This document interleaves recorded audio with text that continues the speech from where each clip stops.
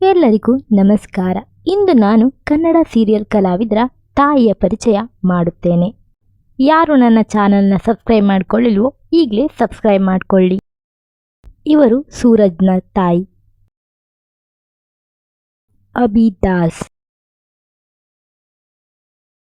ಕಿರಣ್ ರಾಜ್, ಭವ್ಯಗೌಡ ಅವರ ತಾಯಿ ನಮೃತ, ನಿಶಾ ಅವರ ತಾಯಿ ಸಂಗೀತ, ಮೇಘಾ ಶೆಟ್ಟಿ,